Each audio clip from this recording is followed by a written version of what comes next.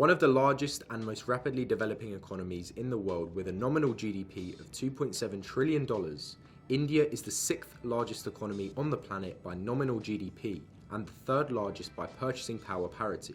Over the past 2 decades, India's economy has grown by 6 to 7% a year, surpassing China for first place in global growth. India is a major player in global trade. Being the 9th largest importer and the 12th largest exporter, India's pharmaceutical sector is thriving, being the largest producer of generic drugs, and the country provides about half of the worldwide demand for vaccines. Almost 8% of the country's GDP is accounted for by the IT industry in India, which employs over 4 million people. India exports its IT services primarily to the United States, which is its biggest consumer.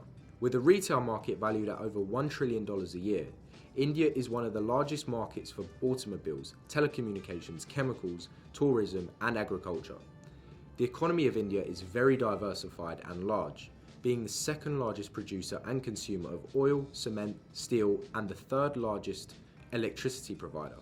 It is also an extremely resource-rich country, as it is the 25th largest producer and the third largest consumer of oil. There is a great deal of potential for India to grow even bigger in the upcoming years, but how did it transform itself from being one of the poorest nations in the world to becoming one of the most diverse and largest economies in the world? In this video, I'll be analysing India, tracing it from its origins to its modern day, in order to analyse the rise of India's economy. India was a British colony from 1858 to its independence in 1947. While the economy of colonial India grew while under the British rule, its economy did not grow. While the economy of colonial India grew while under British rule, its economy did not grow as exponentially as the rest of the world's economy during this time. From the years 1850 to 1947, India's GDP grew from $125.7 billion to $213.7 billion.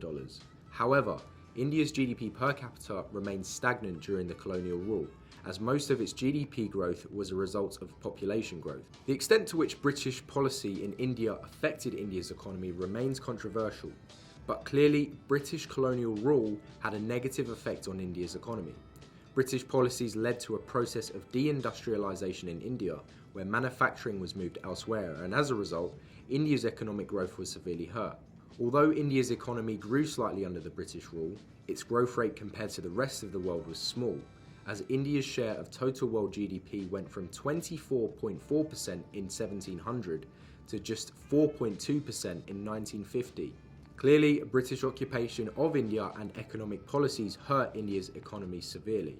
On August 15, 1947, India was no longer under British colonial rule, and it became its own independent nation. They experienced what being dependent on another nation could do to their economy, so they wanted to become economically independent.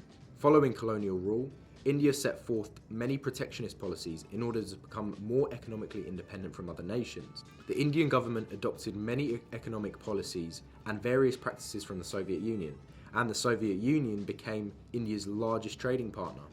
Although India was never a communist country, it still put forth many laws and regulations adopted from the Soviet Union.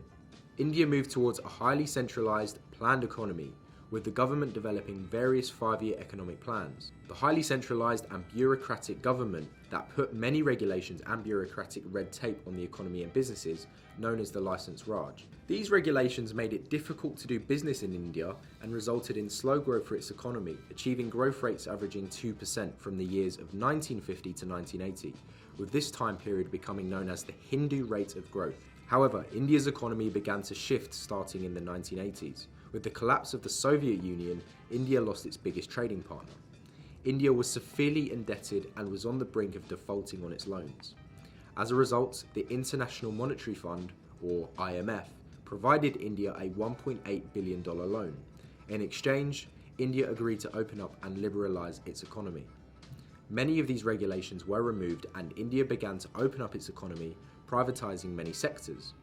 India's GDP per capita doubled in the 80s and rose above 4% a year in the 90s. India's economy has thus expanded into what it is today, currently being the fastest growing economy in the world. India did not follow the typical model of economic growth, and British colonial policy stifled India's economy for many years.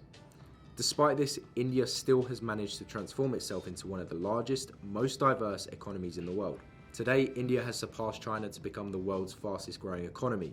Many economists predict India will become the third largest economy in the near future.